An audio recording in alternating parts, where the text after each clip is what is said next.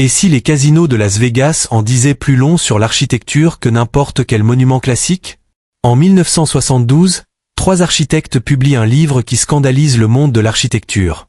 Ils affirment que le Strip de Las Vegas mérite d'être étudié aussi sérieusement que Rome ou Versailles. Ce livre s'appelle L'enseignement de Las Vegas, et aujourd'hui je vous résume pourquoi il a changé la façon de penser l'architecture pour toujours. En 1968, Robert Venturi, Denise Scott Brown et Steven Izenour emmènent leurs étudiants de Yale directement sur le Strip de Las Vegas. Pas pour admirer l'architecture, mais pour l'étudier comme des anthropologues étudient une civilisation. À cette époque, l'architecture moderniste règne en maître. Des bâtiments blancs, épurés, sans ornement, dans la lignée de Le Corbusier. Mais Venturi et Scott Brown posent une question dérangeante. Et si cette architecture pure et intellectuelle avait perdu le contact avec les gens ordinaires? Et si Las Vegas, avec ses enseignes géantes et ses couleurs criardes, comprenait mieux comment communiquer avec le public que n'importe quel architecte moderniste?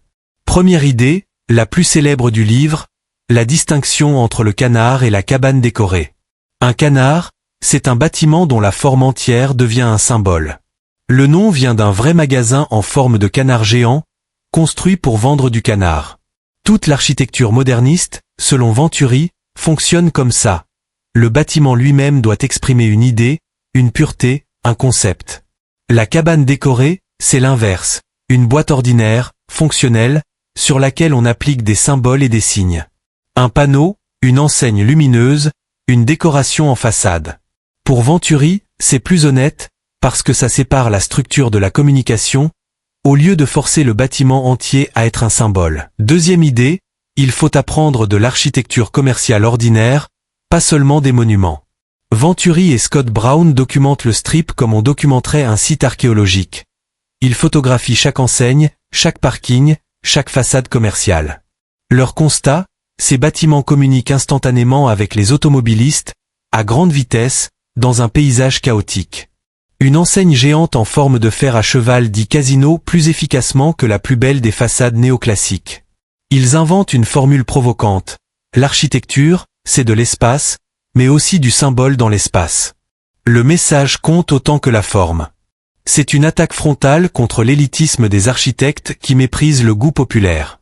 Troisième idée, plus large, Venturi défend une architecture qui accepte la complexité et la contradiction, plutôt que la pureté totale du modernisme. Le Strip de Las Vegas est chaotique, mélangé, parfois laid, souvent contradictoire, un peu comme une ville qui aurait poussé sans plan d'ensemble. Mais c'est précisément cette richesse chaotique qui, pour Venturi, reflète mieux la vie réelle qu'un plan moderniste tout blanc et parfaitement ordonné.